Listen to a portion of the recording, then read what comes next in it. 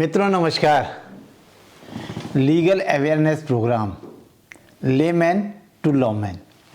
मित्रों, आज सबसे पहले आपका बहुत बहुत आभार। ये आभार क्यों? क्योंकि आज एक विशेष दिन है और वो दिन है लीगल अवेयरनेस प्रोग्राम का 200वां वीडियो आज आपके सामने आ रहा है। मित्रों, इतने कम समय में आपने जो स्नेह और अपनापन दिया, मैं उसका हृदय से आभारी हूँ। 1,42,000 सब्सक्राइबर बहुत कम समय में वो हो गए। 10 मिलियन व्यूज़ इसमें दिखाई पड़ रहे हैं और ये 200वां वीडियो है। तो आपने इतने कम समय में इतना बड़ा सहयोग दिया, लीगल अवेयरनेस प्रोग्राम आगे बढ़ाया, पॉपुलर किया, इसके लिए पुनः आपका बहुत बहुत आभार। मित्रों, आज का जो विषय है वो बहुत महत्वपूर्ण विषय है। और क्यों महत्वपूर्ण है ये मैं बताता हूँ। आज तारीख है 27 दिसंबर 2025 और 31 दिसंबर को 7वां वेतन आयोग का कार्यकाल समाप्त हो रहा है और 8वां वेतन आयोग 8th पे कमीशन आ चुका है, उसको बनाया जा चुका है। तो आज का वीडियो बहुत डिटेल से इस बात पर है कि हमारे कर्मचारी और पेंशनर्स को कितना इस फ़ायदा होगा 8वें पे कमीशन से और इसमें क्या क्या लाभ होंगे, कब से लागू होगा और इसका क्या विस्तृत विवरण है। आज के वीडियो में यही है। शांति से अगर आप इसको सुनेंगे तो आपको पूरी डिटेल से, तफसील से इसमें जानकारी मिलेगी। तो सबसे पहले हम ये ले लेते हैं कि हमारे 50,14,000 केंद्रीय कर्मचारी हैं और पेंशनर कितने हैं? 60 लाख। इन सबको गवर्न करेगा, इन सब पर लागू होगा ये 8वां पे कमीशन, जो कि जिसकी सिफारिशें इन पर लागू होंगी। तो 7वां वेतन आयोग तो मैंने बता दिया कि 31 तारीख को ख़त्म हो रहा है। अब भारत सरकार ने 2025 की शुरुआत में, इसके बारे में हम समझ रहे हैं कि भारत सरकार ने 2025 की शुरुआत में 8वें वेतन आयोग 8th पे कमीशन की गठन की घोषणा करी थी। अक्टूबर 2025 में कैबिनेट ने टर्म्स ऑफ रेफरेंस को मंजूरी दे दी और 3 नवंबर 2025 को ये नोटिफाई किया गया। 8th पे कमीशन के जो गठन हुआ, इसमें 3 सदस्य हैं। इसकी अध्यक्षता के चेयरपर्सन न्यायमूर्ति रंजना प्रकाश देसाई, जो कि पूर्व में सुप्रीम कोर्ट में जज रही हैं, वो इसकी अध्यक्षता करेंगी। ये 2011 से लेके 2014 तक सुप्रीम कोर्ट में जज रही हैं। इसमें पार्ट टाइम सदस्य हैं प्रोफेसर पुलक घोष और सदस्य सचिव जो हैं इसके वो हैं श्री पंकज जैन, जो कि वर्तमान में पेट्रोलियम और प्राकृतिक गैस मंत्रालय में सचिव हैं। इस तरह से ये आयोग का गठन हो गया। अब नया वेतन आयोग को सिफारिशें करनी होंगी। तो सिफारिशों के लिए कितना समय दिया गया है? सिफारिशों के लिए दिया गया है समय 18 महीने। 18 महीने मतलब 1.5 साल, 1 वर्ष 6 महीने। अब इन 18 महीनों में ये आयोग अपनी सिफारिशें प्रस्तुत करेगा और जो सिफारिशें सरकार को देगा, सरकार उन सिफारिशों पर विचार करेगी और विचार करने में उसको समय लग जाता है 3 महीने से लेकर 6 महीने तक का। तो इस तरह से क्या होगा कि कुल मिलाकर के 18 महीने तो सिफारिश और 6 महीने लागू करने का मान लेते हैं, तो कुल मिलाकर के 24 महीने हो गए और 24 महीने का मतलब है 2 वर्ष। तो 2 वर्ष के बाद ये 8वें पे कमीशन, 8th पे कमीशन जो है, इसकी सिफारिशें लागू होंगी। ऐसी संभावना है। तो अब क्वेश्चन ये उठा कि हमने तो ये कहा कि 1 जनवरी से लागू हो जाएगा। जी हाँ, अगर सरकार इसमें परिवर्तन नहीं करती है तो ये 1 जनवरी 2026 से लागू होगा। तो क्या होगा? 2 साल के बाद जो सिफारिशें आएंगी, जो बढ़ोतरियाँ होंगी, उन सबको 1 जनवरी 2026 से कंक्लूड किया जाएगा उसको। तो अब जो बाकी जानकारी है, मित्रों समय का अभाव होता है, तो इसलिए हम इसको कैसे लेंगे? प्रश्न उत्तर में लेंगे, क्वेश्चन आंसर में लेंगे, तो जिससे कि सारा हमारा सब्जेक्ट कवर हो जाए। तो पहला क्वेश्चन हमारा ये आता है कि 8वां वेतन आयोग कब से लागू होगा? जैसा मैंने बताया कि हर 10 सालों में नया वेतन आयोग आ जाता है। ये 8वां वेतन आयोग 1 जनवरी 2026 से लागू हो जाना चाहिए। किन्हीं परिस्थितियों में विशेषकर सरकार इसे अगर लागू करने की तिथि में परिवर्तन करती है तो बात अलग होगी, लेकिन पूरी तरह से संभावना यह है कि 1 जनवरी 2026 से ये लागू हो जाएगा। लेकिन 18 महीने का जो समय सिफारिशों के लिए दिया गया है और 3 से 6 महीने का समय जो लागू करने के लिए है, तो जैसा मैंने बताया कि यदि 6 महीने लागू करने में लग गए तो 8वें वेतन आयोग की सिफारिशें धरातल पर लगभग 24 महीने 2 वर्ष के बाद आ पाएंगी, लेकिन लागू होने की तारीख से पुराना एरियर मिलेगा। तो अगर 2 वर्ष के बाद भी सिफारिशें आई तो 1 जनवरी 26 से 2 वर्ष जो 24 दिसंबर 2027 तक 24 महीने का एरियर मिलेगा। यदि बढ़ी हुई सैलरी जनवरी 2028 में मिलेगी तो जनवरी 2026 से दिसंबर 2027 तक का 24 महीने का एरियर मिलेगा। अब आता है दूसरा क्वेश्चन, 8वें वेतन आयोग लागू होने पर सैलरी कितनी बढ़ जाएगी। इंपॉर्टेंट है, सभी लोगों की जिज्ञासा है कि भाई कितनी बढ़ेगी। तो देखिए, इसके संबंध में मेरा कहना है कि 6th पे कमीशन, छठा जो वेतन आयोग था, उसमें 40% की बढ़ोतरी हुई। 7वें वेतन आयोग में 23 से लेकर 25% की बढ़ोतरी हुई और इसी को देखते हुए संभावना यह है कि 8वें वेतन आयोग में संभवतः 20 से लेकर 35% की बढ़ोतरी संभावित है। यहाँ बेसिक सैलरी में कितनी बढ़ोतरी होगी ये फिटमेंट फैक्टर पर और डीए पर निर्भर करता है। फिटमेंट फैक्टर एक मल्टीप्लायर नंबर है जिसे मौजूदा बेसिक सैलरी से गुणा करके नई बेसिक सैलरी निकाली जाती है। 7वें वेतन आयोग में फिटमेंट फैक्टर 2.57 था। 8वें वेतन आयोग में ये संभावना है कि ये फिटमेंट फैक्टर 2.46 हो सकता है।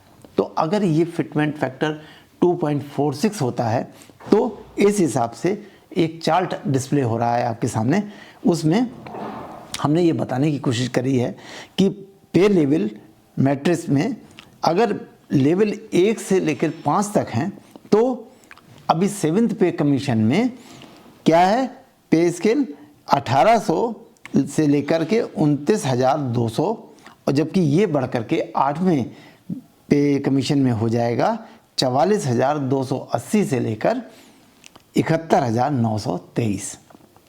लेवल 6 से लेकर 10 तक में 7th पे कमीशन में था 35,400 से लेकर 56,100, जो कि अब बढ़ करके 8वें पे कमीशन में हो जाएगा 87,084 से लेकर 1,37,826।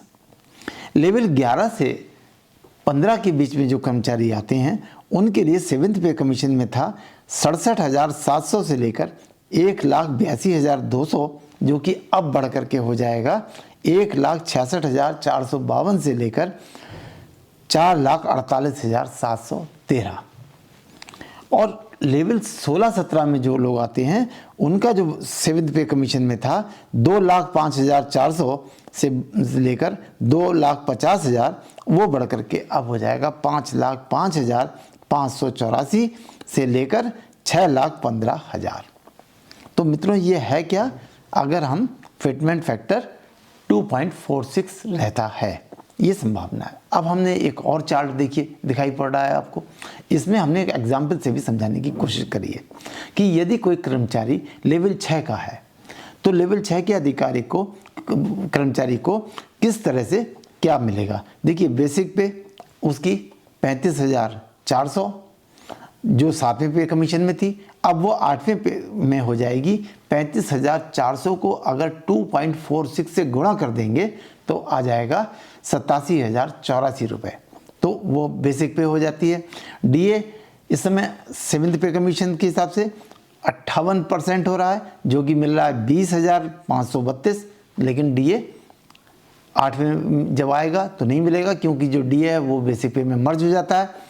एचआरए जो मेट्रो सिटीज़ हैं उसमें 27% मिलता है, तो उसको अगर कैलकुलेट कर लेते हैं तो 9,558 रुपये होता है। तो इस तरह से 8th पे कमीशन में 87,084 का 27% निकाल लेते हैं तो वो आ जाता है 23,513। और टोटल सैलरी इस तरह से जो अभी 65,490 है वो हो जाएगी 87,084 में एचआरए जो जोड़ेंगे 23,513 तो हो जाएगी 1,10,597। इसी तरह से मित्रों अलग अन्य पे लेवल वाले अपना संभावित पे को निकाल सकते हैं, कैलकुलेट कर सकते हैं। ये भी बात हो गई। अब हम लेते हैं नया क्वेश्चन। नया क्वेश्चन में यह है कि बढ़ी हुई सैलरी कब से मिलेगी। इम्पॉर्टेंट बात है, जैसा मैंने अभी बताया भी कि 18 महीने का तो समय वेतन आयोग की सिफारिशों के लिए और 3 से 6 महीने का समय तो सरकार को चाहिए, तो 24 महीने, अर्थात मतलब ये हुआ कि वर्ष 2027-28 में जनवरी 2028 का वेतन बढ़ा हुआ मिलने की संभावना है। अनुमान किस आधार पर कह रहे हैं, क्योंकि जो 7वां वेतन आयोग था वो जनवरी 2014 में बना और उसमें जो रिपोर्ट आई वो नवंबर 2015 में आई और गवर्नमेंट ने जून 2016 में इसको लागू किया। तो इसी अनुमान पे ये निष्कर्ष निकाला गया है। अब नया क्वेश्चन आता है। नया क्वेश्चन है कि नई सैलरी के साथ डीए, एचआरए जैसे भत्ते और एरियर कितना मिलेगा। इम्पोर्टेंट बात है। यदि 8वें वेतन आयोग के अनुसार बढ़ी हुई सैलरी जनवरी 2028 से मिलना शुरू होती है और लागू होने की तारीख जनवरी 2026 है, तो बीच की अवधि जनवरी 2026 से लेकर दिसंबर 2027 तक 24 महीने का एरियर मिलेगा। उदाहरण मान लेते हैं, उदाहरण से समझते हैं कि मान लेते हैं कि लेवल 1 के किसी कर्मचारी की बेसिक पे में 10,000 रुपये बढ़े, ये उदाहरण है, तो 24 महीने में उसको 2,40,000 रुपये एरियर के तौर पर मिलेंगे, क्योंकि सिफारिशें तो जनवरी 2026 से लागू हो जाएंगी। अब लेते हैं डीए को। तो इन 24 महीने में डीए बेसिक पे के पुरानी दर पर 58% के हिसाब से जोड़ा जाएगा। इस बीच हर 6 महीने में अनुमानित 3 से लेकर 4% की बढ़ोतरी भी होती रहेगी, लेकिन डीए का एरियर नहीं दिया जाता, क्योंकि डीए को पुरानी सैलरी में मर्ज करके नई सैलरी निकाली जाती है और नई बेसिक पे का एरियर आपको मिल ही गया। तो ये वाली बात क्लियर हो गई। अब रहता है एचआरए। इसी तरह से नया एचआरए भी तब से ही जनवरी 2028 से लागू होगा जब नई बढ़ी हुई सैलरी मिलने लगेगी। एचआरए पर भी कोई एरियर नहीं दिया जाएगा। अब नया क्वेश्चन ले लेते हैं। नया वेतन आयोग लागू होने से पेंशनर्स को कितना फ़ायदा होगा। मित्रों, बिना पेंशनर्स के तो बात आगे नहीं बढ़ सकती। 60 लाख पेंशनर्स हमारे भारतीय केंद्रीय सरकार के अधीन आते हैं, तो इसलिए ये क्वेश्चन बड़ा इम्पॉर्टेंट है कि नया वेतन आयोग पर पेंशनर्स को क्या लाभ होगा। सरकार ने इसका जवाब है कि सरकार ने 1 अप्रैल 2025 से यूनिफाइड पेंशन स्कीम लागू कर दी है। इसके तहत पूरी पेंशन आखिरी 12 महीनों की बेसिक सैलरी के औसत की 50% राशि प्लस महंगाई राहत मतलब डीआर उन्हें मिलेगी, जिनकी नौकरी के 25 वर्ष पूरे हो जाएंगे। यहाँ ये इम्पॉर्टेंट है कि ये जो यूनिफाइड पेंशन स्कीम है के तहत उन कर्मचारियों को शामिल किया गया है जो 2004 में एनपीएस न्यू पेंशन स्कीम लागू होने के बाद सर्विस में हैं। तो इस हिसाब से यूपीएस यूनिफाइड पेंशन स्कीम के तहत पूरी कंप्लीट 50% पेंशन उन्हीं लोगों को मिलेगी, उन्हीं पेंशनर्स को मिलेगी जो कम से कम 2029 तक नौकरी में रहेंगे। वर्ष 2004 से जोड़ें तो नौकरी में 25 वर्ष पूरे करने के लिए कर्मचारियों का पहला बैच 2029 में रिटायर होगा, क्योंकि 25 साल की सर्विस आवश्यक है। तो मान लेते हैं कि 8th पे कमीशन लागू होने के बाद लेवल 1 के कर्मचारी की बेसिक सैलरी 44,280 हो गई, तो उसकी 50% धनराशि 22,190 होती है और इस हिसाब से लेवल 1 के कर्मचारी को 22,140 प्लस डीआर की धनराशि पेंशन के रूप में मिलेगी। हालांकि ये रेयर केस में ही होता है। क्यों? क्योंकि लेवल 1 के कर्मचारी नौकरी ज्वाइन करने के बाद से लेकर रिटायरमेंट तक उसी लेवल पे तो रहेंगे नहीं, वो और आगे बढ़ेंगे, तो प्रमोशन और अन्य नियमानुसार समय समय पर इस लेवल में बढ़ोतरी होती रहती है। इसलिए कर्मचारी को इससे भी कहीं ज़्यादा धनराशि पेंशन के रूप में मिलेगी, ऐसी संभावना है। इसी प्रकार से अन्य लेवल के कर्मचारी भी अपनी अपनी स्थिति निकाल सकते हैं। अब आता है क्वेश्चन नंबर 6, नए वेतन आयोग लागू होने से क्या क्या फ़ायदा होगा। तो अन्य क्या फ़ायदा होगा, बहुत सारे फ़ायदे होते हैं। केंद्रीय सरकार के कर्मचारियों के लिए ग्रेच्युटी की अपर लिमिट 25 लाख है, जिसके बढ़ोतरी की सिफारिश करने की पूरी संभावना है। इसके अतिरिक्त अन्य भत्तों में भी बढ़ोतरी हो सकती है। क्वेश्चन नंबर 7, इससे कितने लोगों को फ़ायदा, राज्यों के कर्मचारियों के लिए आयोग कब बनेगा। तो अब देखिए, नए वेतन आयोग के तहत केंद्रीय कर्मचारी, रक्षा कर्मचारी, रेलवे कर्मचारी, केंद्रीय संस्थानों के शिक्षक, 100% सरकारी स्वामित्व वाले पीएसयू के कर्मचारी और सभी के पेंशनर्स को लाभ मिलता है। राज्य केंद्रीय वेतन आयोग की सिफारिशें मानने के लिए बाध्य नहीं है। तो इसलिए क्या होता है कि हर राज्य अपने कर्मचारियों के वेतन और पेंशन के संबंध में अपना अलग आयोग गठन करते हैं, लेकिन अधिकांशतः ये देखा गया है कि राज्य केंद्रीय वेतन आयोग की सिफारिशों को ही अपने राज्य में लागू कर लेते हैं। तो मित्रों, 8th पे कमीशन के संबंध में सारी डिटेल से जानकारी हो गई, लेकिन ये सब जो मैंने बातें कही ये संभावना और अनुमान पर आधारित है। क्यों? क्योंकि अभी सिफारिशें आनी हैं और सिफारिशें क्या आएंगी यही हमने संभावना लगाई है। मुझे उम्मीद है कि इस वीडियो से आपको अपने या अपने परिवारजनों या अपने मित्रों के संबंध में जो जानकारी लेनी है वो आपको इससे निष्कर्ष मिल जाएगा। नमस्कार।